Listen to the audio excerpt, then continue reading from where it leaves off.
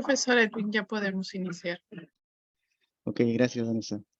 Muy buenas tardes a todos. Les doy la bienvenida a la tercera semana de la investigación. Esta es la mesa de Ciencias e Ingeniería número 2. Estamos con 4 ponentes que van a acompañarnos en esta sesión. Quienes habla es Sergio Valderrama, soy docente de la Universidad Católica de Trujillo y voy a acompañarlos en la moderación de esta sala. Vamos a escuchar, voy a presentarlos, luego cada uno de ellos va a hacer la socialización de los trabajos que ellos vienen a presentarnos en esta mesa y al final estaremos compartiendo las preguntas que ustedes puedan hacer en el chat de esta conferencia, para lo cual yo les invito que la herramienta que tiene Zoom, ¿no? Para poder colocar los comentarios, lo usen como medio para poder ir colocando sus preguntas. Al final estaremos dirigiendo esas preguntas hacia los docentes respectivamente. En esta mesa nos acompaña la profesora María Quispe Trinidad. Ella es ingeniera industrial y magíster en gerencia social por la Pontificia Universidad Católica del Perú. Es doctora en ciencias de recursos naturales por la Universidad de la Frontera, Chile. Sus temas de interés son mejora de procesos industriales, gestión ambiental, ISO 14040, producción más limpia y ecodiseño, gestión del potencial humano, MIPES y consorcios de producción, trabajos de investigación utilizando la herramienta análisis de ciclo de vida, según la ISO 14040, y es consultora en mejora de procesos y análisis del ciclo de vida. También nos acompaña el profesor Dante Morales Cabrera. El profesor es doctor en medio ambiente y desarrollo sostenible, es magíster en ciencias, ingeniero de minas, docente ordinario principal de la Universidad Nacional Jorge Basadre Groman desde junio de 1979 hasta la actualidad. Investigador principal del proyecto de investigación, análisis y modulación de tecnologías de agua modernas para la remoción de arsénico y boro en las cuencas de la región Tacna. También está con nosotros en esta mesa, vamos a presentar el trabajo de la profesora Gabriela Barraza Jauregui. La profesora Gabriela es ingeniero en industrias alimentarias de la Universidad Nacional Agraria de La Molina, con maestría en tecnología de alimentos por la Universidad Nacional de Trujillo. Está haciendo doctorado en ciencias de ingeniería en la misma Universidad Nacional de Trujillo, y actualmente es docente investigadora de la Universidad Nacional de Trujillo, actuando principalmente en las áreas de ciencias y tecnología, en la disciplina de alimentos y bebidas, bioproductos, ¿no? Que incluye productos que se manufacturan usando biotecnología, biomateriales y bioplásticos, y también en nanomateriales, es decir, en lo que es producción y propiedades de estos nanomateriales. Ha publicado artículos científicos en revistas indizadas en Scopus, es evaluadora de proyectos concursables y revisora de artículos científicos de revistas indizadas. Ha participado como coinvestigador en proyectos FinCit e Innovate y lidera proyectos de investigación financiados con fondos concursables Fondesit por el Banco Mundial y Fondesit. También nos acompaña en esta mesa el profesor Luis Mantilla Santa Cruz. El profesor Luis Mantilla es magíster en tecnologías de la información por la Universidad Nacional de San Agustín, en Perú. Es ingeniero informático y bachiller en ciencias de la computación por la Universidad Nacional de Trujillo, en Perú. Actualmente labora como docente universitario para la Universidad Católica de Trujillo Benedicto XVI y lidera proyectos de investigación institucionales, y es director también de la revista High Tech Engineering Journal de la UCT, además de ser investigador reconocido por Concitec. Les doy la bienvenida a nuestros ponentes y le voy a dar el pase a la profesora María Quispe para que pueda iniciar esta mesa. Por favor, adelante, profesora María, tiene usted 15 minutos. Bien, muchas gracias. Voy a compartir mi pantalla. ¿Me confirma si se ve? Claro que sí, profesora. Ya. Ok. Bien, bueno, buenas tardes con todos. Primero quiero agradecer, ¿no?, a la Red Peruana de Universidades por la invitación a participar en este evento de la tercera semana de la investigación. Y en esta oportunidad les presentaré el estudio análisis de ciclo de vida del sistema agroforestal del cacao en Perú. Este proyecto ha sido desarrollado durante el tiempo un poco de la pandemia todavía hasta el año pasado, ¿no? Y bueno, vamos a compartir un poco el proceso, cómo se llevó a cabo y también los resultados. Una breve introducción. Perú es el 9º productor mundial del cacao en grano, ¿no? Y en el sector aproximadamente trabajan 100.000 familias, ¿no? Sabemos que sus hectáreas, ¿no? Van pues más o menos de 1 hectárea a 3 o 4 hectáreas, ¿no? Cada uno de ellos. También otro dato importante es que el 75% de las exportaciones peruanas de cacao corresponden a cacao fino y de aroma, ¿no? O sea, es un cacao muy considerado a nivel mundial, ¿no? Y por otro lado, también se ve que el sector cacaotero, ¿no? En ese sector la sostenibilidad ambiental pues ha estado emergiendo como una necesidad crucial, ¿no? ¿Por qué una necesidad crucial? Por un lado, adaptarse a los cambios climáticos futuros, pero por el otro también las exigencias del mercado, ¿no? En especial el mercado europeo, donde va el mayor porcentaje de nuestro cacao. Y este mercado cada vez más también está exigiendo, pues, algunos criterios de sostenibilidad que se incluyen en los productos que ellos consumen, ¿no? Entonces, frente a ello, este sector o este producto, ¿no? Se vuelve importante también. ¿Y por dónde empezar, no? Entonces, se empieza por un diagnóstico, ¿no? Un diagnóstico ambiental en el cual uno puede identificar, ¿no? Los puntos críticos, ¿no? De dónde hay mayor impacto ambiental, las causas que lo originan, y poder tomar medidas, ¿no? Acción al respecto. Pero por lo menos empezar midiendo su huella ambiental, ¿no? Para ello, se ha utilizado la metodología análisis de ciclo de vida, ¿no? Es conocido como ACV también, bajo la norma ISO 14040 e ISO 14044, ¿no? ¿Esta herramienta qué es, no? Es una herramienta de gestión ambiental, como se indica ahí, que analiza, pero a la vez también cuantifica los impactos ambientales, ¿no? A diferencia de otras herramientas ambientales que también son muy buenas, esta es una de ellas que cuantifica, ¿no? Y no solamente cuantifica en la etapa de producción, sino se considera un enfoque mucho más amplio que va en todo el ciclo de vida del producto, llámese desde la extracción de los recursos, ¿no? Pasando por el proceso de estos recursos para obtener los materiales, la producción misma, ¿no? Y también después de la producción, el uso y la disposición final después del uso, ¿no? Entonces termina la vida útil del producto, va a una disposición final. En cada una de estas etapas, pues, se considera la medición de los impactos ambientales. Entonces, ¿cómo se mide, no? Se mide bajo una estructura metodológica, ¿no? Que plantea la ISO 14040, ¿no? Que es el pensamiento de ciclo de vida ya de alguna manera estructurada y sistematizada, ¿no? Entonces, ahí tenemos 4 fases, ¿no? Que es el objetivo y alcance del estudio, el análisis del inventario, la evaluación del impacto ambiental y la interpretación. En el objetivo y el alcance, pues se va a determinar el objetivo del estudio, el alcance del ciclo de vida que se va a considerar, si va a ser desde extracción hasta disposición final, llamada también por la norma de cuna a tumba o de cuna a puerta, ¿no? Dependiendo del objetivo y dependiendo de la disponibilidad de los datos e información, ¿no? También qué categorías de impacto se va a medir, porque esta metodología del análisis de ciclo de vida mide varias categorías de impacto ambiental, ¿no? No solamente lo que es calentamiento global, como llamado también la huella de carbono de un producto, sino puede también medir eutrofización, acidificación, toxicidad y otros. Aproximadamente 18 categorías de impacto, ¿no? Después se hace el análisis del inventario, que no es otra cosa que contabilizar todas las entradas y salidas, llámese las entradas, recursos materiales, energía, ¿no? Las entradas y las salidas, emisiones, efluentes o residuos sólidos en cada una de estas etapas, ¿no?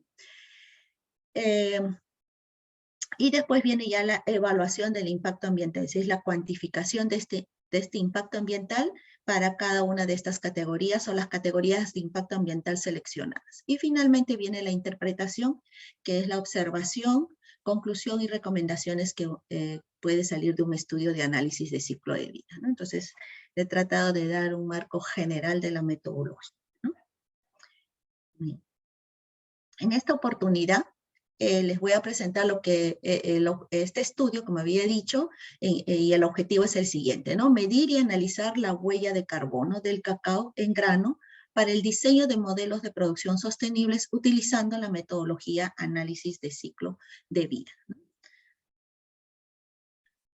Muy bien, entonces el alcance del estudio ha sido desde la etapa de cultivo y cosecha, ¿no? Donde, bueno, pueden ver en la figura, las mazorcas, ¿no? Son cosechadas, se obtiene el grano en baba, ¿no? Como se le conoce ahí, ¿no? Después pasa a la etapa de post cosecha, que está dividida en fermentado, secado, selección, ¿no? Como pueden ver, hay una etapa de fermentación para poder, pues, extraer esa baba de cacao, ¿no? Llamado también mucílago. Viene después una etapa de secado. El secado generalmente es, en los casos que hemos analizado, las unidades productoras lo hacen al aire libre. Y después viene lo que es la selección, ¿no? Acá sí, en la selección, la gran mayoría lo hace manualmente, como ustedes pueden observar, pero unos que otros también usan una máquina, ¿no? Para seleccionar. Y después de esta selección se obtiene pues el grano, el cacao en grano, que van a ser exportados, ¿no? Entonces, las etapas que han sido consideradas es de cultivo hasta transporte a puerto, puesto en puerto, sería de cuna a puerta, ¿no? Si ustedes ven, todas las entradas y salidas se han tenido que contabilizar a lo largo de estas etapas del ciclo de vida, y la unidad funcional es 1 kilo de cacao en grano puesto en puerto. Ambientales, ¿no? Es decir, vamos a calcular cuánto de CO2 equivalente se emite por 1 kilo de cacao en grano puesto en puerto, considerando justamente cada una de estas, los impactos que se generan en cada una de estas etapas del ciclo de vida. Se suma todas ellas y es la huella de carbono. Pero también, como estamos hablando de un sistema agroforestal, adicional a las emisiones, a la huella de carbono, así como se emite, ¿no?, los gases de efecto invernadero, también se ha considerado lo que es la captura de carbono, tanto de los árboles de cacao como los árboles sombras que existen en estas unidades productoras. Muy bien, ahora les comento que la etapa un poco, si se quiere decir, más delicada, ¿no?, y que demanda tiempo, es justamente la recolección de datos, ¿no? Como les mencioné, este estudio pues estuvo también un poco en el contexto de la pandemia, y tuvimos que hacer pues un poco híbrido también nuestra investigación, porque generalmente nosotros viajamos, ¿no?, y levantamos los datos en el mismo lugar, ¿no? Esta vez hemos tenido que asistirnos también de los técnicos, ¿no?, de estas cooperativas en donde hemos trabajado, capacitar a los técnicos para que nos ayude también en la recolección de datos. Y fue interesante esta experiencia porque también se pudo hacer lo que es construcción de capacidades y que ellos también puedan entender, ¿no?, en qué consiste la herramienta, para qué sirven esos datos y finalmente cómo les va a ayudar a ellos este estudio, ¿no? Bien, esta recolección de datos entonces se trabajó con la campaña de producción de cacao entre los años 2019-2020, ¿no?, en los departamentos de Amazonas y Junín, ¿no? Teniendo un total, ¿no?, de 12 productores para la cooperativa A, ¿no?, en Junín, y de 15 productores de la cooperativa B en Amazonas, ¿no? Un poquito conocer el perfil de estas cooperativas, ¿no? Tenemos que el terreno de cultivo total, ¿no?, en la cooperativa A fue de 58 hectáreas, en la cooperativa B de 27 hectáreas, ¿no? Una densidad de cacao, de plantas de cacao, de 928 árboles por hectárea en la cooperativa A y de 731 árboles por hectárea en la cooperativa B. Y una densidad de árbol sombra en la cooperativa A es de 35 árboles por hectárea y en la cooperativa B de 13 árboles por hectárea.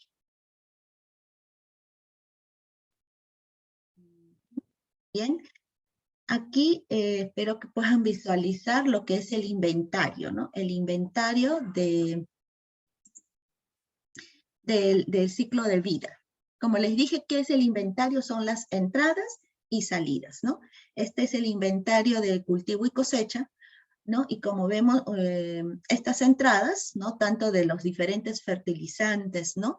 Es para 1 tonelada de cacao en baba, ¿no? Entonces, para 1 tonelada de cacao en baba tenemos estas entradas de los fertilizantes, también el transporte, ¿no? Que es toneladas por kilómetro, gasolina, ¿no? Y sacos de polipropileno. En las salidas, pues tenemos las cáscaras de mazorca, ¿no? Principalmente. Bueno, también se pone un dato de referencia del rendimiento del cacao en baba, ¿no? Para cada una de las cooperativas. Y también se tienen las emisiones al aire y las emisiones al agua. Tanto las entradas y salidas para 1 tonelada de cacao en baba. Después, en lo que es post cosecha, ¿no? Tenemos también el inventario, ¿no? Tenemos los cajones que son de madera, ¿no? Específicamente el material madera, ¿no? Porque es donde se hace la fermentación, las diferentes mantas de plástico, rafias, sacos de polipropileno, parihuelas, maquinaria de selección. Si se dan cuenta, la cooperativa A es totalmente manual y la cooperativa B sí usa máquina de selección, energía eléctrica, ¿no? Y tenemos la salida, 1 tonelada de cacao en grano de exportación. Y también tenemos una cantidad de cacao en grano en segunda. ¿Por qué es importante mencionar ello? Que esto nos va a ayudar también a poder asignar los impactos ambientales, es decir, de todos los impactos de la huella de carbono, qué porcentaje realmente va al cacao en grano y un pequeño porcentaje irá al cacao en grano en segunda. ¿Y por qué? Porque el cacao en grano de segunda también se vende, ¿no? No necesariamente en exportación, pero se vende, ¿no? Entonces hemos hecho una ponderación entre el peso y el valor económico para asignar los impactos ambientales, ¿no? Aproximadamente pues sale como un 98.5% de asignación de impacto ambiental para el cacao en grano y 1.5% para lo que es cacao en grano de segunda. Muy bien, los resultados. Entonces, primeramente las emisiones, ¿no? Estos resultados están para cada cooperativa, donde nos mostramos los kilogramos de CO2 equivalente por kilo de cacao en grano puesto en puerto, considerando todas las etapas de ciclo de vida. Como podemos observar en la figura, pues vemos un comportamiento muy similar entre estas dos cooperativas, ¿no? Donde el mayor porcentaje del impacto de la huella de carbono se encuentra en cultivo y cosecha, ¿no? Seguido después de la post cosecha y finalmente por la actividad de transporte, ¿no? Entonces, si es así, ¿no? Por decir, es una línea base, y uno quiere mejorar el desempeño ambiental, pues tendría que ir a la etapa de cultivo y cosecha, preguntarse cuál fue la causa que lo origina, y generalmente es por dos causas, ¿no? Es la utilización de fertilizantes y también por la generación de los residuos sólidos como son las mazorcas, ¿no? No hay un manejo adecuado de las mazorcas, por lo tanto también eso influye en los gases de efecto invernadero, ¿no? Y en consecuencia a la huella de carbono. Pero como les mencioné, no solamente hemos visto, calculado las emisiones, sino también con ayuda de ecuaciones salométricas se ha podido calcular lo que es la captura de carbono por los árboles de cacao y árboles sombra. ¿Y cuál fue el resultado? Los resultados, ¿no? Entonces, como pueden observar, ahí tenemos las emisiones y la captura, ¿no? Entonces, y esto también captura ya ha pasado a unidades, ¿no es cierto?, de CO2 equivalente por kilogramos de cacao en grano. Es decir, estas emisiones es 1.7. Captura le va a restar y queda 0.75 de huella de carbono hacia el ambiente, ¿no? O sea, 0.75 kilos de CO2 por cada kilo de cacao en grano. Eso pasa en la cooperativa A. Pero ¿qué pasa en la cooperativa B? Tiene sus emisiones de 1.08, pero tiene una captura de 3.355, ¿no? Entonces, esto es lo que emite, captura más de lo que emite, entonces en realidad está capturando más, como se ve ahí. Ese es un signo negativo, quiere decir que no va hacia el ambiente, sino que va capturando, ¿no? Y eso nos ayuda a poder también considerar en la huella de carbono que no solamente siempre es emisiones, sino que puede ser también de captura, ¿no? ¿Y eso qué implica, no? Poder analizar, ¿no? ¿Qué ha pasado en la cooperativa B a diferencia de la cooperativa A? Entonces, aquí lo que podemos ver es que también las ecuaciones alométricas, las cantidades de árboles sombras que tenga y también las cantidades de árboles cacao, y no solamente ellos, sino también las edades que puedan tener cada uno de estos árboles, ¿no?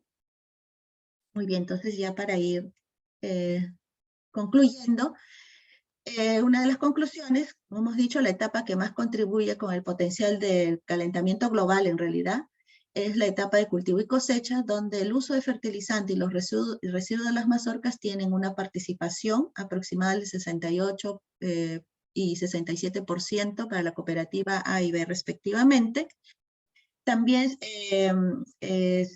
se concluye que se requiere, ¿no?, de una mejor gestión del sistema agroforestal y de los procesos de la cadena de valor para reducir la huella de carbono, como es reutilizar, por ejemplo, los residuos de las mazorcas y ver también una posibilidad de reutilización del mucílago generado en la etapa de fermentación. Se concluye que el sistema agroforestal influye en el balance de carbono, como hemos visto en los resultados, y se recomienda pues mantener un SAP que optimice la producción del cacao deseado, pero a la vez también contribuye a la captura de carbono, ¿no? O sea que pueda sumar y hacer sinergia, ¿no? No una competencia, sino una sinergia en un sistema agroforestal, ¿no? Bien, entonces con ello, bueno, ahí dejo algunas referencias que hemos utilizado y agradezco por su atención. Estaré atenta también Muchísimas a las gracias. consultas que pueda haber. Gracias. Gracias, profesora Isabel. Genial, excelente trabajo sobre el ciclo de vida. Vamos a dejar el espacio para el profesor Dante Morales. Profesor Dante, adelante, por favor. Tiene usted 15 minutos para poder comentarnos sobre su trabajo de investigación. Muchas gracias. Voy a presentar.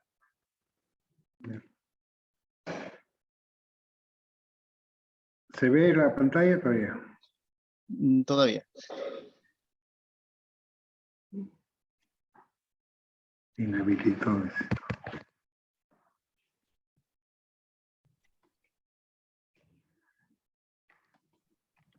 Está inhabilitado la compartir pantalla. A ver si me habilita. A ver, un momento, profesor. Acá está.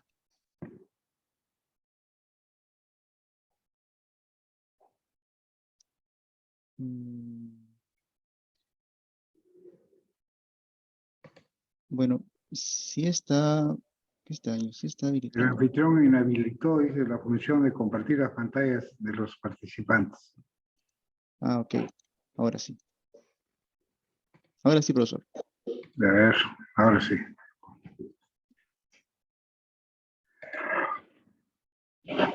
Muchas gracias.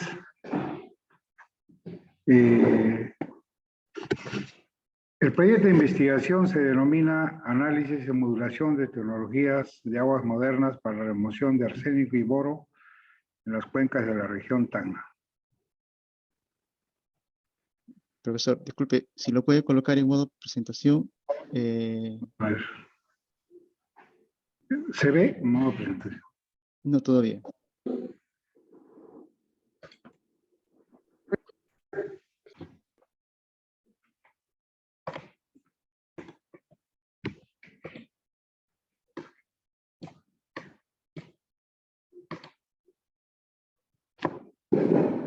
¿Ahora sí? Ahora sí, ahora sí.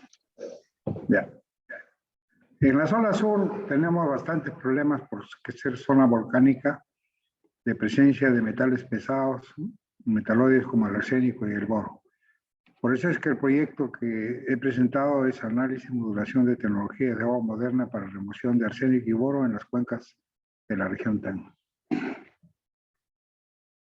El objetivo es analizar la composición del agua proveniente de las cuencas de la región Tacna, aplicar y determinar las modulaciones tecnológicas que permitan la remoción del arsénico y boro en las cuencas de la región, transferir la tecnología modulada para la remoción del arsénico y boro en las cuencas de la región Tacna.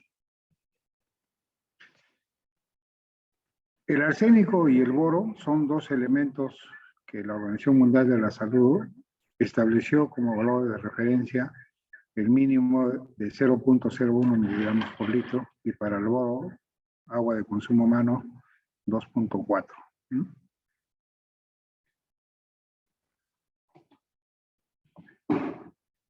En los estándares de calidad ambiental, mediante el decreto supremo aún vigente, el 004, el arsénico para aguas que pueden ser potabilizadas con difección es 0.01 miligramos por litro, aguas que pueden ser potabilizadas con tratamiento convencional, igual 0.01, y aguas que pueden ser potabilizadas con tratamiento avanzado, 0.15. Este es el equipo que estamos tomando muestras en la zona de Los Palos, una zona agrícola de Tacna, y en la zona de la Yarada, de la cuenca Caprina, que hemos analizado. En la zona de Ilabaya, que es una zona también agrícola.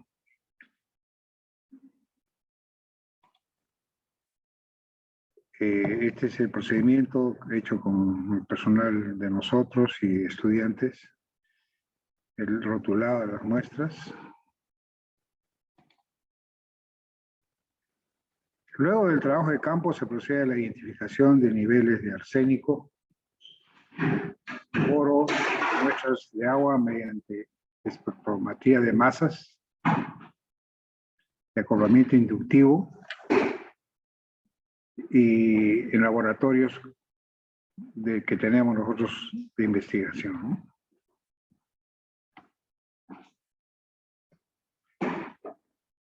Una vez que nosotros hemos determinado la calidad del agua, se modulan tecnologías con microfiltración, medio granular, ósmosis inversa para remover el arsénico y el boro. Este es un proceso mediante una moderna planta de tratamiento de agua equipada en el proyecto de investigación que está ahí a la foto. Es un contenedor conteniendo esta planta con 0.5 metros cúbicos por hora. Esta planta ha sido acondicionada por tres circuitos. Un primer circuito, línea 1 que le denominamos. Un segundo circuito con línea 2.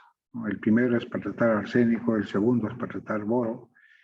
Y línea 3, ósmosis inversa, que actúan en forma independiente y según el tipo de calidad de agua que nosotros tenemos. En el equipo de tratamiento de agua, que tiene una capacidad de 0.5 metros cúbicos por hora, en la alimentación hacemos un medio filtrante para remover partículas y sedimentos utilizando el filtro Turbiclean. Está compuesto por mineral aluminosilicato de superficie regular y de gran porosidad.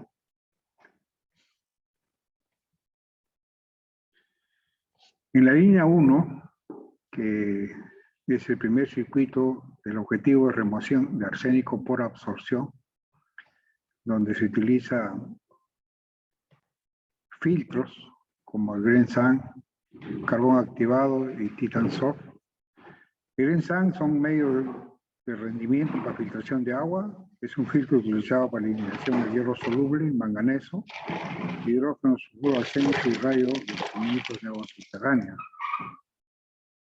El carbón activado es un carbón granular a base de carbón que se puede utilizar para purificación de soluciones de la industria alimentaria y para tratamiento de agua potable. Y el Titan-Sor es un revolucionario medio absorbente para la remoción de arsénico y otros metales pesados a través de propiedades de oxidación.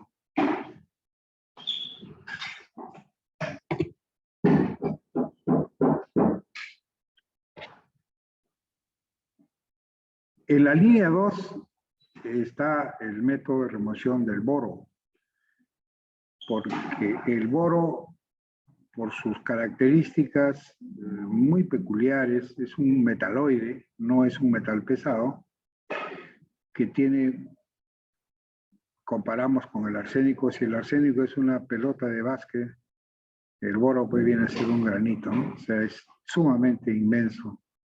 La diferencia es mucho más, el boro mucho más pequeñísimo, ¿no?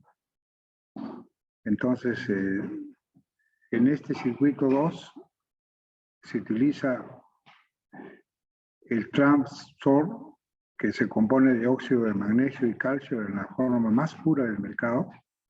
Su proceso de fabricación presentado da una estructura única que permite una remoción de varios contaminantes.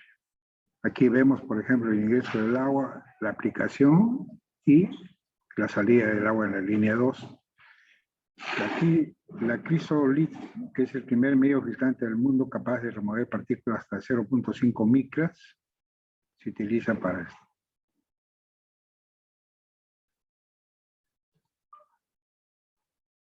Bueno, en la línea 3 es el método de remoción de arsénico por ósmosis inversa. Cuando existe bastante, nosotros diríamos, posibilidades de incremento de la alcalinidad, posibilidades de la línea de conductividad y al mismo tiempo variables, usamos en el caso, por ejemplo, de aguas de agua con contenido alto de boro y también tipo de intrusión marina, ahí sí aplicamos ya ósmosis inversa, ¿no? El proceso mediante el cual se purifica una muestra de agua eliminando partículas de suspensión. La tecnología ósmosis inversa es un tipo de tratamiento físico-químico que copia la naturaleza para eliminar a través de membranas.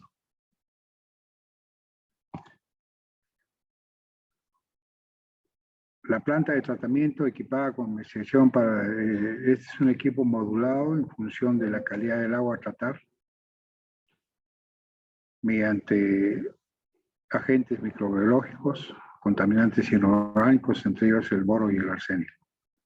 El agua es muy diferente en cada zona, cada comunidad tiene una problemática muy diferente, no todas las aguas poseen los mismos contaminantes, de ahí que tenemos que modular, aplicar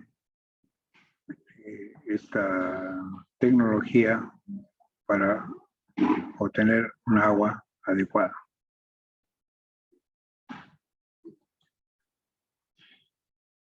En la planta de tratamiento voy a equipar en el proyecto de investigación para la remoción de arsénico y boro. Hemos probado en la planta de tratamiento. Tiene todo un sistema computarizado. Hay un sistema de análisis, de monitoreo continuo para ver los procesos. Por ejemplo, nosotros en La Yarada, que es una zona agrícola, en la cuenca caprina, hemos logrado, digamos, aplicar la línea 2 y la digamos inversa, y en los parámetros que nosotros hemos tenido, los resultados son bastante óptimos, ¿no? Sí. Por ejemplo, resultados de La Yarada, el arsénico ha podido bajar, ¿no? Igual el boro. En la universidad, el agua de la universidad también, el arsénico ha podido bajar, igual el boro. Y el equipo que nosotros hemos usado, que es un equipo ICP Masa, marca Aguilin, se puede adaptar para satisfacer una amplia variedad de industrias. Y con este equipo hemos hecho el monitoreo, los análisis de calidad del agua. Esos equipos se pueden usar para la exploración de recursos naturales, ambientales, para medicina y farmacéutica, para materiales y metalurgia.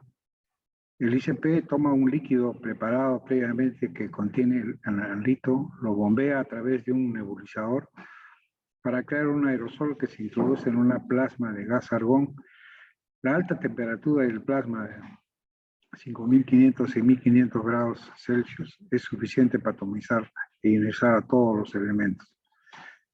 Estamos ya en proceso de resultados, tenemos publicaciones tanto en Scopus, en Revista Cielo y aplicaciones en cada una de las comunidades.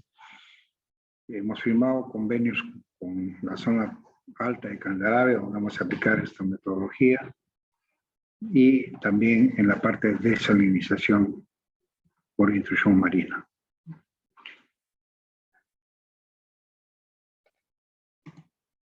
Muchas gracias.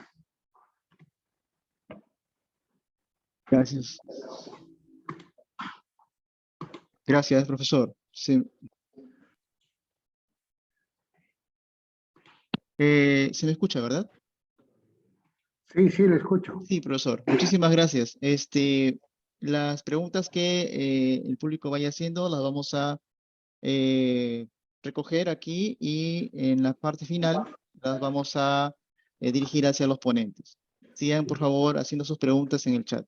Gracias, profesor Dante. Vamos a dar el pase a la profesora Gabriela Barraza. Ella nos ha compartido su presentación. Si me permiten, voy a compartir esa presentación con ustedes.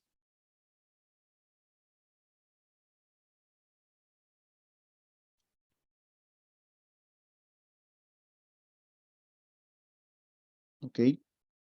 Vamos a escuchar la presentación. Y agradezco a los presentes por su interés en el presente trabajo de investigación, así como a la Red Peruana de Universidades por la organización de este evento científico. El título del trabajo de investigación que voy a presentar es Snacks a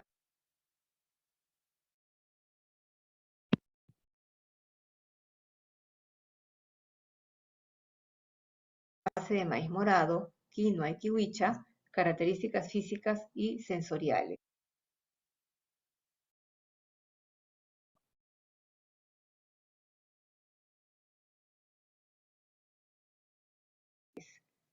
Quien les habla es la magíster Gabriela Barraza Jáuregui, docente de la Universidad Nacional de Trujillo. Como breve introducción, se puede mencionar que el mercado del snack en el Perú mueve alrededor de 150 millones de dólares anuales, con un incremento en el consumo de snacks saludables de alrededor del 50%, tendencia relacionada con la creciente preocupación por la salud, cambios en los hábitos de consumo de la población y las cualidades organolépticas mejoradas. Esta situación genera un ambiente propicio para la innovación en este rubro, con propuestas relacionadas con la mejora de las formulaciones y con el fin de cumplir con los estándares establecidos por la Ley de Promoción de la Alimentación Saludable para Niños, Niñas y Adolescentes, promulgada por el gobierno peruano en el año 2017.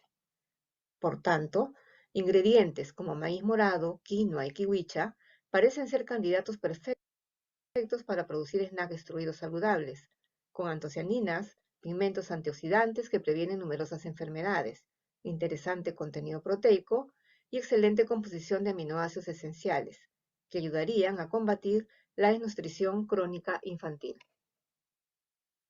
Por tanto, el objetivo del presente trabajo de investigación fue evaluar el efecto de la proporción de maíz morado, quinoa y kiwicha, sobre las características físicas y aceptabilidad general de snacks extruidos, presentándose como una propuesta de desarrollo de snacks nutricionalmente equilibrados y sensorialmente aceptables. A continuación presento como parte de la sección de materiales y métodos el diagrama de flujo para la obtención del snack extruido. Mazorcas de maíz morado fueron lavadas, desinfectadas y enjuagadas con agua destilada, luego fueron desgranadas y los granos de maíz obtenidos fueron secados en estufa de aire forzado, hasta una humedad del 11%. Luego fueron triturados en molino de martillos y el producto obtenido fue tamizado con malla número 16. Los granos molidos de maíz morado, quinoa y kiwicha fueron pesados de acuerdo a las proporciones indicadas en el diseño experimental y colocadas en bolsa de polietileno de 100 micras de espesor, haciendo un total de 2 kilogramos por tratamiento. Las muestras correspondientes a cada tratamiento fueron alimentadas al extrusor de tornillo simple a razón de 80 kilogramos por hora con una temperatura de proceso de 150 grados y velocidad de rotación del tornillo de 550 RPM. El producto final fue enfriado a temperatura ambiente, envasado en bolsas de polietileno de 100 micras de espesor para evitar la ganancia de humedad y almacenado a 25 grados para su posterior evaluación. Para obtener las combinaciones de los tratamientos, se utilizó un diseño de mezclas simples con centroide ampliado, con los componentes maíz morado, quinoa y kiwicha en proporciones que variaron de 0 a 100. Obteniéndose tratamientos, mezclas simples del 1 al 3, del 4 al 7, mezclas binarias y mezclas ternarias del 7 al 10. A todos los tratamientos se le realizó un análisis de color, índice de expansión y porosidad, densidad, análisis de textura, propiedades acústicas y aceptabilidad general. A continuación se presentan los resultados del trabajo de investigación. Con respecto al análisis del color, se observó diferencia significativa en los parámetros L, croma y grados hue para los diferentes tratamientos.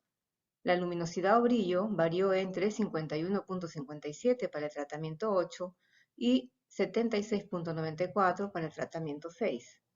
Formulaciones con mayor contenido de maíz morado presentaron menores valores de L, es decir, fueron más oscuras, posiblemente debido a la presencia de antocianinas, pigmentos que imparten colores azul, púrpura y rojo al grano, mientras que las formulaciones con menor contenido o ausencia de maíz morado fueron más claras.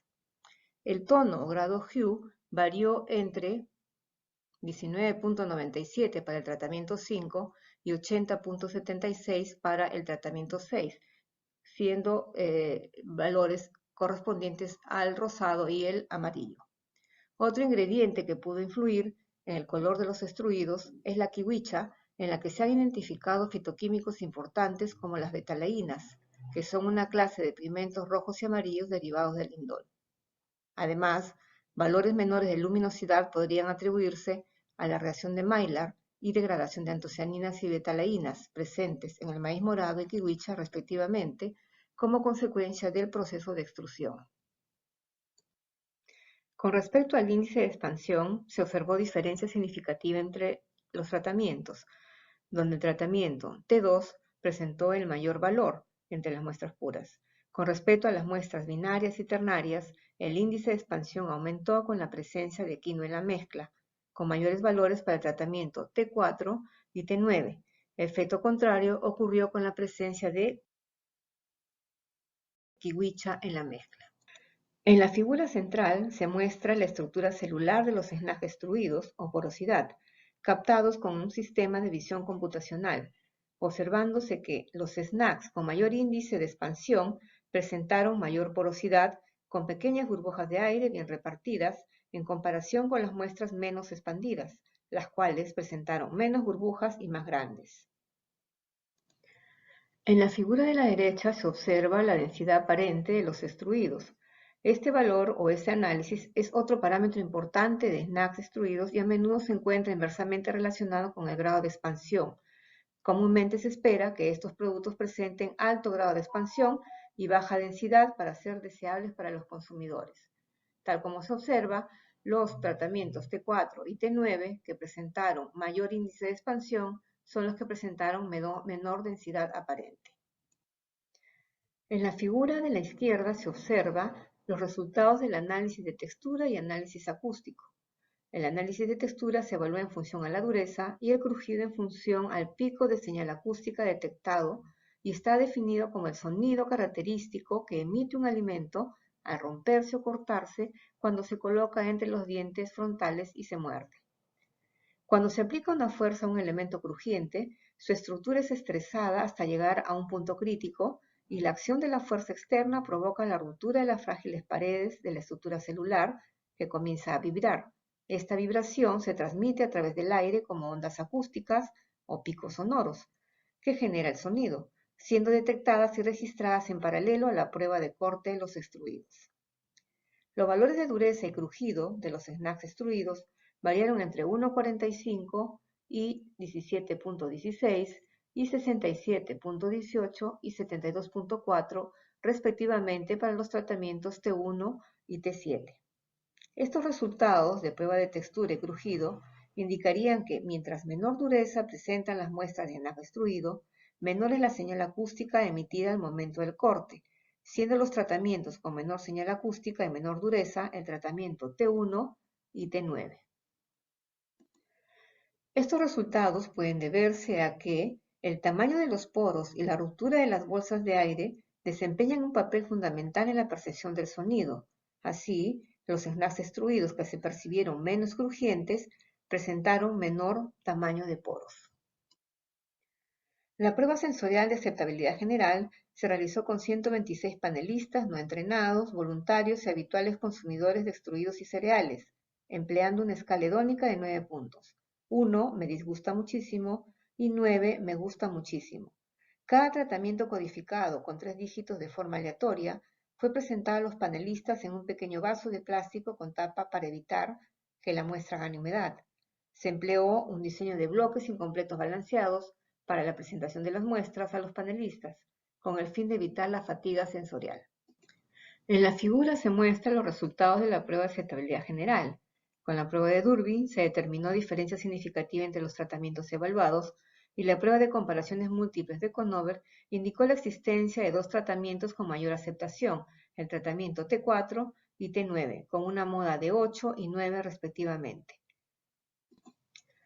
Resultados similares fueron reportados para snacks extruidos a base de harina de trigo durum, harina de avellana parcialmente desgrasada, granos de arroz, cáscara de tomate, cáscara de naranja y semilla de uva. Como conclusiones, podemos indicar que un incremento de la proporción de quinoa en la mezcla permitió obtener extruidos con mayor índice de expansión, menor densidad, mayor cantidad de poros de menor tamaño, lo que en buena parte explicó la menor textura y crujido de los snacks. Sin embargo, comportamiento contrario se obtuvo con el incremento de kiwicha en la mezcla. De todos los tratamientos, el tratamiento T9, con una proporción de maíz morado de 17%, quinoa 67% y kiwicha 17%, presentó la mayor aceptabilidad general con un contenido de proteína, grasa y fibra de 10.85, 9.2 y 4.22%, pudiendo considerarse como un alimento con mayor valor nutricional en comparación con los snacks comerciales. Por ello, es conveniente seguir realizando estudios, sobre todo en cuantificación de los compuestos bioactivos presentes en el snack, así como estudios de vida útil del snack envasado. Muchas gracias por su atención. Muy bien. Igualmente, agradecemos a la profesora Gabriela Barraza que nos ha compartido su presentación. Es el momento de dar espacio al profesor Luis Mantilla, que también nos acompaña en la sala, para poder escuchar lo que él tiene a decir sobre su investigación. Profesor Luis. Ok, buenas tardes. Un segundo, por favor. Adelante. Sí, solo un segundo para compartir la pantalla. Ahí está. Bien. Sí, ahí estoy. Bien, buenas tardes. La investigación que estamos realizando en la Universidad Católica de Trujillo, bueno, como parte del grupo investigador, mi persona, Luis José Mantilla Santa Cruz, yo soy el que va a presentar algunos de los resultados presentes en esta investigación. Bien, la investigación está centrada en la identificación de hojos de monocultivos utilizando Machine Learning. Bien, entonces una pequeña introducción. Primero, los métodos de Machine Learning actualmente pues son muy diversos, muy ricos, podríamos decirlos. Actualmente ha habido una explosión bastante amplia de todas las arquitecturas, tecnologías y soluciones que brindan los mismos, ¿sí? Tienen una tendencia en un crecimiento bastante interesante, podríamos llamarlo. Esto principalmente, ¿se escucha bien? ¿Sí? Sí, profesor, sí, Ok, escuchamos. genial, entonces continuamos. Bien, esto debido básicamente a que estas arquitecturas de aprendizaje automático poseen una flexibilidad no antes mostrada por otras técnicas. ¿Sí? ¿A qué me refiero con flexibilidad? Estas estructuras son capaces de aprender patrones no linealmente separables o no linealmente segmentables. Bien, entonces, como se había mencionado hace un momento, pues existen numerosas arquitecturas que se están proponiendo incluso hoy en día, ¿sí? Hemos pasado de tener redes neuronales que procesaban simplemente datos a tener redes neuronales convolucionales y luego de las redes neuronales convolucionales a tener arquitecturas un poco más complejas como los autoencoders seguidos de las arquitecturas tipo UNet y algunos otros derivados a tener hoy día, bueno, tener las redes generativas adversarias, disculpen, el término ya es un poco más, e incluso los transformers. ¿Sí? Se ha visto un avance bastante significativo en este campo. Sin embargo, a pesar de que ha surgido este continuo flujo de arquitecturas, modificaciones e innovación, seguimos teniendo el mismo problema de siempre, el overfitting, que viene a ser dado cuando una red neuronal, una de estas arquitecturas o algoritmo que aprende a generalizar patrones, generaliza demasiado o generaliza muy poco para solucionar un problema. Eso es básicamente lo que llamamos el overfitting y el underfitting, ¿sí? Entonces, ¿cuál es el principal elemento que tiene un impacto sobre eso? Es el conjunto de datos, ¿sí? Y aquí es donde se va a hacer el principal aporte de esta investigación. El poder seleccionar un conjunto de datos adecuados para poder entrenar una red neuronal es algo de lo que, bueno, algo sobre lo que se viene investigando bastante tiempo. Sin embargo, no solo es necesario saber seleccionar los datos, sino también saber enriquecer los datos mediante técnicas de data augmentation u otras técnicas. Y bueno, básicamente en esta parte de la investigación nosotros nos hemos centrado en abordar el problema de segmentación, básicamente mediante redes neuronales, ¿sí? Pero para ello vamos a segmentar hojas de tomate en este caso. Sin embargo, para construir nuestro conjunto de datos ha sido necesario incluir dentro de esta metodología de Data Augmentation, integrar ruido y además modelar un poco nuevas condiciones ambientales que no han sido tomados cuando se capturó el dataset, ¿sí? Dentro de poco vamos a poder ver a qué me refiero con todo esto. Bien, como resultado se obtuvo una red neuronal que interesantemente alcanza un desempeño mucho mejor bajo condiciones de un conjunto de datos sintético, ¿sí? Bien, entonces la metodología de trabajo que se está utilizando es la siguiente, ¿sí? Nosotros en una primera etapa de entrenamiento de redes neuronales podríamos tener esto, la data pura o raw data, que es la data capturada en laboratorio, ¿sí? Que es simplemente en nuestro caso fotos de hojas, ¿sí? Que seguidamente son etiquetadas y justamente aquí viene nuestra incorporación de lo que estamos haciendo, ¿sí? El integrar conceptos como la granularidad de píxeles, la corrección gamma y el color sintético es algo en lo que venimos trabajando. Sin embargo, aquí un paso usual es hacer una selección de datos y crear el dataset, ¿sí? Sin embargo, con estos pasos nosotros estamos integrando dentro de esa estructura del dataset numerosas características que, como vamos a ver, aportan al dataset y a la vez aportan a que la técnica pueda entender de mejor manera los patrones que se están buscando. Bien, entonces, cuando estamos hablando de datos, nuestros datos principales están compuestos de imágenes de hojas, ¿sí? Básicamente las imágenes que tienen en pantalla. Bien, estas imágenes están en RGB, formato JPG. Actualmente se encuentran en acceso libre en la plataforma Kaggle y tienen 250 píxeles de alto y 256 píxeles de ancho, ¿sí? Es una imagen cuadrada básicamente. Como ven, son imágenes tomadas o capturadas en laboratorio con un fondo regular y además de ese fondo regular, estas han sido etiquetadas dependiendo de la enfermedad o anomalía existente dentro de la imagen, ¿sí? Pero como ven, las imágenes no han sido tratadas, poseen sombras, estas sombras cubren gran parte de la imagen, ¿sí? Y básicamente cuando nosotros intentamos utilizar una arquitectura de red neuronal, tenemos que permitir que la red neuronal identifique que es una sombra que está dentro de una hoja y que es una sombra que está fuera de una hoja, ¿sí? Bien, para eso hemos enriquecido los datos básicamente.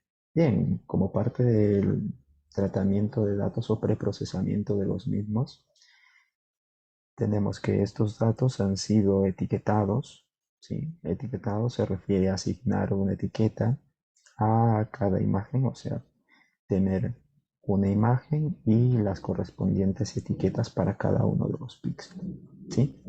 Las etiquetas además tienen igual dimensiones que la imagen y esto nos va a permitir hacer que los modelos de inteligencia artificial pues puedan aprender patrones que se encuentran dentro de estos conjuntos de datos básicamente. Básicamente lo que vamos a hacer es que la arquitectura aprenda cómo identificar una hoja y cómo generar este mapa, ¿sí? Mapa que en algunos casos nosotros le vamos a brindar a la técnica, o mejor dicho, a la arquitectura. Bien, sin embargo, como les había comentado anteriormente, pues es necesario integrar condiciones ambientales que permitan que la red neuronal trabaje en un ambiente que no es propiamente el del laboratorio, ¿sí? Básicamente, esto es mediante el uso por ejemplo, uno de los factores ambientales que puede cambiar es la corrección del gamma, ¿sí? Que nos permite, entre comillas, tener elementos muy oscuros y muy claros. Ustedes pueden ver aquí una serie de elementos que van desde un tono muy oscuro, de un gris oscuro y un color de hoja muy oscuro hasta un color muy claro. Como pueden darse cuenta en la imagen, nosotros podemos generar un continuo de imágenes que van a variar una mínima cantidad en el gamma y podemos generar tantas imágenes como querramos, ¿sí? A la vez, este nuevo conjunto de imágenes se puede utilizar para entrenar una red neuronal, ¿sí? Habiendo modelado el factor gamma. Además de eso, ¿qué es necesario? Es necesario modificar o también modelar la granularidad de píxeles. ¿Por qué? Básicamente cuando nosotros hablamos de granularidad de píxeles estamos hablando de color, y el espacio que ocupa este color, ¿sí? Ahora, ¿cuál es el impacto que puede tener esta granularidad en la imagen? Básicamente lo que se busca es hacer que la red neuronal pueda aprender otros colores de diferentes dimensiones, diferentes tonalidades que no están presentes en el conjunto de entrenamiento tomado directamente del laboratorio, ¿sí? Con esto lo que se busca es hacer que la red neuronal incremente sus capacidades de detección de justamente el elemento de interés que es la hoja, ¿sí? Entonces, como ustedes pueden ver en la imagen, la granularidad de píxeles puede variar desde un 1,1, ¿sí?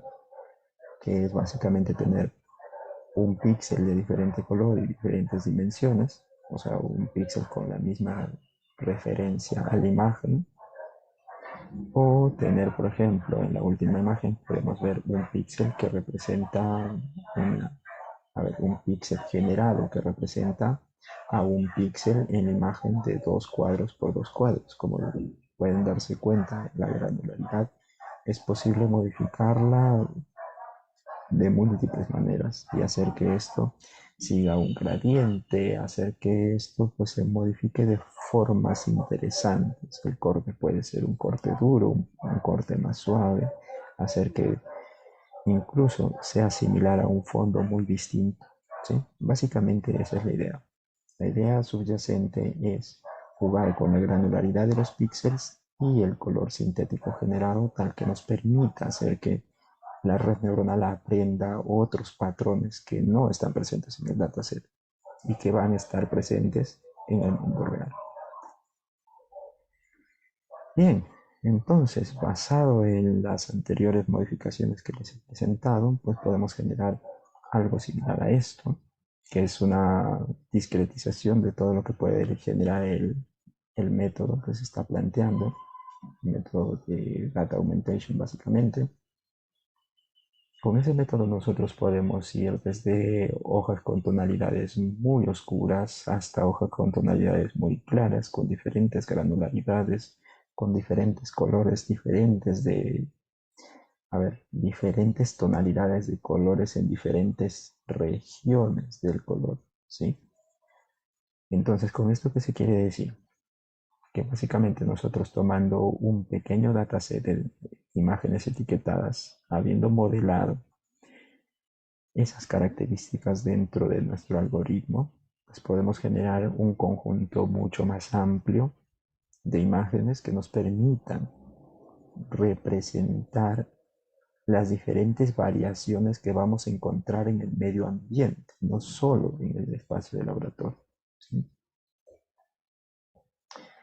Bien, habiendo construido ya la red neuronal, pues nosotros tenemos ya una infraestructura sobre la que poder realizar un entrenamiento adecuado, ¿sí? En este caso, nosotros hemos utilizado autoencoders y UNets para realizar la segmentación. Las UNets que hemos estado usando son UNets bastante más densas que la que se muestra. La imagen que se muestra es una imagen referencial, ¿sí? Este es un autoencoder y lo que se muestra es cómo es que se va a entrenar en realidad un autoencoder, claro, cayendo en que estamos discretizando bastante la técnica. Bien, entonces para el entrenamiento hemos constado de 159 imágenes etiquetadas, sumadas las imágenes que se han sido generadas por el método de generación sintética de datos, ¿sí? Aquí tenemos el factor de corrección y las variaciones de granularidad y color, ¿sí? Al final de unas cuantas iteraciones se pudieron generar 5088 imágenes sintéticas solo para segmentación. De igual manera se han creado datos sintéticos para test, datos que no conoce el dataset y que poseen las mismas características. Sin embargo, en este caso se ha visto interesante poder integrar las imágenes dentro de un fondo que tenga cierto sentido, ¿sí? Por ejemplo, se utilizó en este ejemplo, vemos una pintura famosa de Van Gogh, ¿sí? Bien, Para los primeros tests se utilizaron 4 imágenes, 159 imágenes segmentadas y 8 niveles de factores de corrección gamma, los que vieron anteriormente. De igual manera, se generaron 5088 imágenes. Bien, como medida de precisión, hasta ahora la que hemos venido usando es la que tienen en pantalla, el conocido IOU, o una métrica basada en regiones, ¿sí? En la intersección de regiones.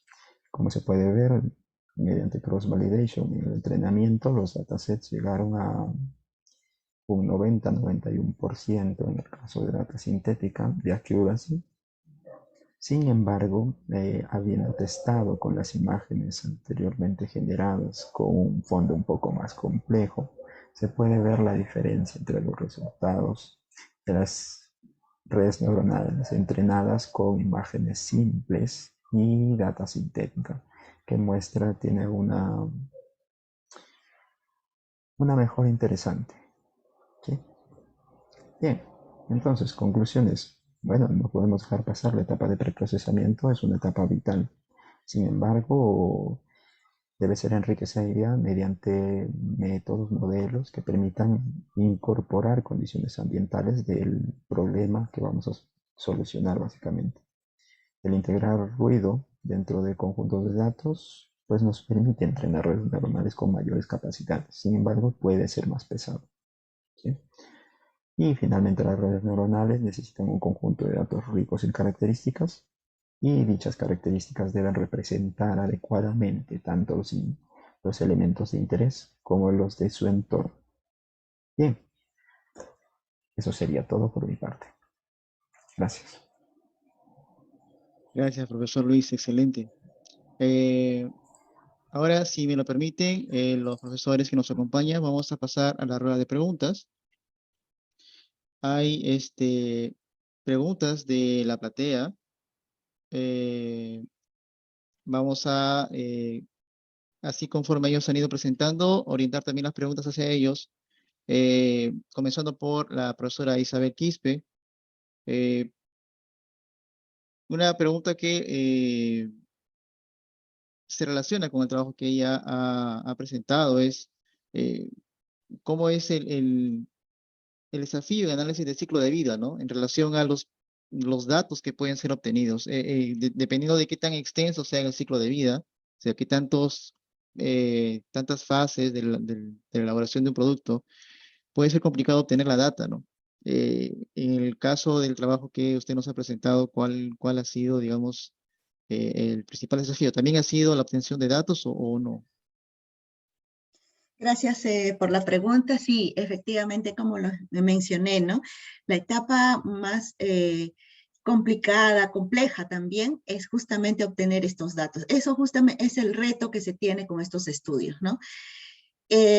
Buscamos datos de fuente primaria, ¿no? Entonces, por eso es que generalmente vamos a las etapas, ¿no? Si es del chocolate, en este caso del cacao, perdón, vamos a las fincas, a las unidades productoras, ¿no? Vamos a las diferentes etapas como el fermentado, el secado, y observamos todo ello y vamos recolectando datos, ¿no? Pero también usamos datos de fuente secundaria. Por ejemplo, si hubiéramos, para la producción de fertilizantes, ¿no? Si son fertilizantes sintéticos, por ejemplo, no me voy a ir a la fábrica de urea y ver cómo es este impacto ambiental de obtener 1 kilo de urea, por decir un ejemplo de fertilizante. Si no tenemos bases de datos, ¿no? Donde ya se tiene cuál es el impacto ambiental o la huella de carbono de 1 kilo de urea o de urea, ¿no? Entonces, con esos datos validados y ya conocidos también, lo integramos en los estudios, ¿no? Entonces, sí, por eso que cada estudio que realizamos siempre hacemos una capacitación también con todos los actores que están involucrados para que se entienda la importancia justamente de los datos, ¿no? Al inicio que uno puede ver que es complejo, pero yo les animo que sí, ya hay estudios. Esta herramienta a nivel internacional está más de 30 años. ¿no? Entonces, hay muchos estudios ya realizados que nos puedan ayudar a completar algunos datos. Obviamente, tenemos que hacer modelaciones, ¿no? Porque la realidad de esos datos que se tiene disponibles no necesariamente van a ser iguales a nuestra realidad, ¿no es cierto? Aplicados a nuestra realidad. Entonces, hay que adaptarlos, hay que modelarlos, ¿no? Y ese es el trabajo también que se tiene que hacer, ¿no? Entonces, sí tiene cierta complejidad estos tipos de estudios, sí, ¿no? Genial, gracias, profesora Isabel. Vamos a también comentar algunas preguntas, ¿no?, que fueron dirigidas al profesor Dante Morales. Fernando Canaza pregunta si la metodología o procedimiento también sería aplicable para las aguas marinas o aguas saladas, ¿no? Gracias. Sí, es aplicable al agua de mar. Actualmente existen muchos estudios en distintos países, ¿no? Nosotros hemos realizado pruebas con agua en los palos, la Yarada, que tienen una conductividad de más de 8.000 a 10.000 y que tiene intrusión marina, ¿no? O sea, el ósmosis inverso está habilitado para eso, ¿no? Y la próxima investigación va a ser para agua de consumo humano y agua industrial con ósmosis inverso. Claro. Hay una pregunta más de Nicolás Morales sobre cuál es el probable origen de la presencia de arsénico en las zonas de estudio. Bueno, nosotros acá en la zona sur, Tacna, comprendido Moquegua, Chile, Argentina y Bolivia, es zona volcánica, ¿no?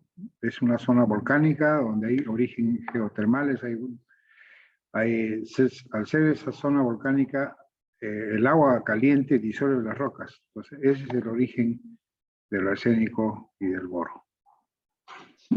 Profesor, disculpe, y solo una curiosidad, en relación a la ósmosis inversa, yo he escuchado que es un procedimiento tal vez un poco costoso, ¿no? No sé si continúa siendo así. ¿Qué tan accesible en todo caso sería para poder implementarlo en otras regiones, ¿no?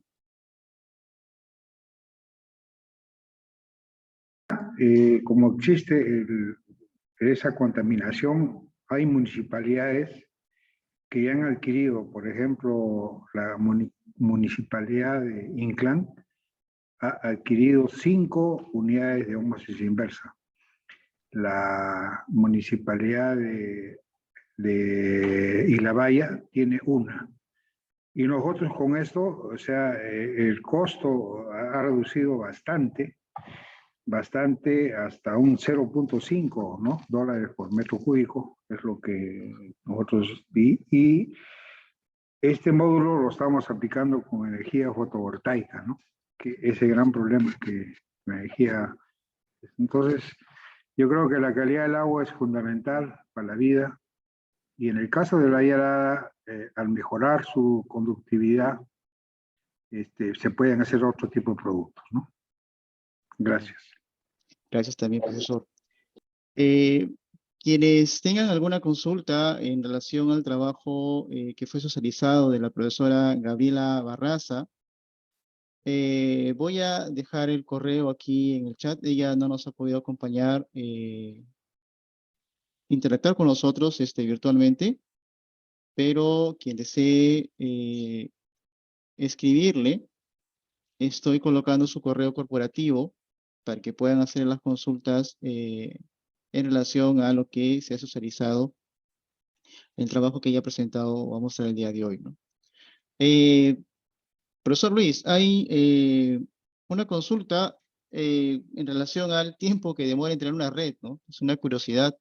¿Qué tanto demora en términos computacionales? Y no sé Sí, qué tan caro es, ¿no? eso va a depender. Va a depender del número de elementos que hayas seleccionado, ¿sí?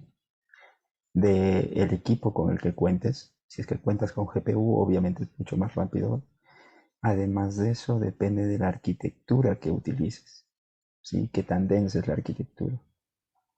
Y además de eso, de la tecnología que utilices. O sea, si utilizas, por ejemplo, Python es, ya saben, un poco más rápido, está un poco más optimizado. Si utilizas, he visto, hay también nuevas redes neuronales que se han obtenido o se han implementado en Julia. Julia también es bastante rápido. Hay algunos otros, sí, a ver, otros lenguajes que han implementado también, ¿sí? Por ejemplo, C es mucho más rápido, pero depende de básicamente va a depender bastante del hardware, ¿sí? Además de eso, del conjunto de datos, obviamente.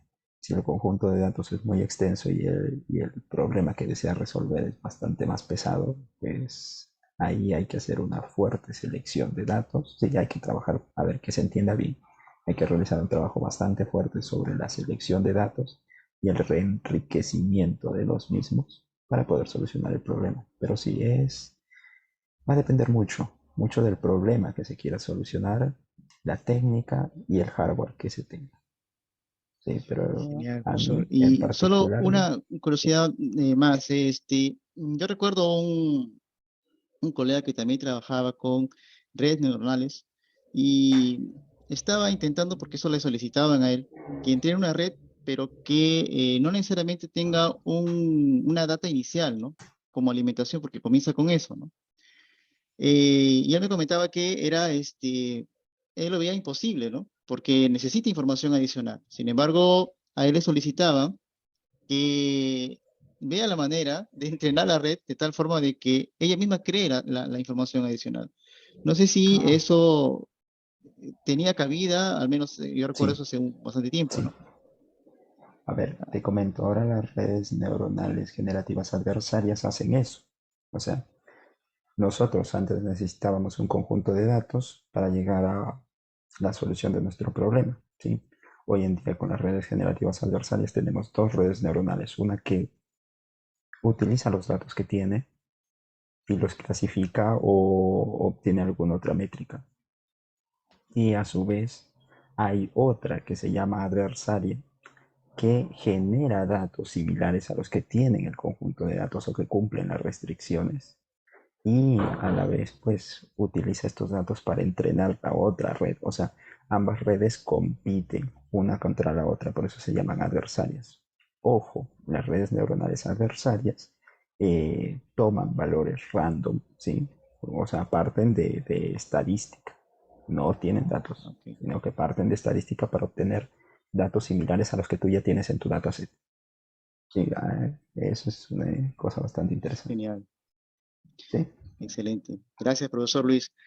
Bueno, si no hay ninguna otra consulta por parte de la platea, que estamos recogiendo las preguntas del chat, yo voy a agradecer en primer lugar a la Red Peruana por la oportunidad, por el espacio brindado para poder socializar los trabajos de nuestros profesores que están aquí presentes. También agradecerles la gentileza de haber participado, ¿no? En esta mesa.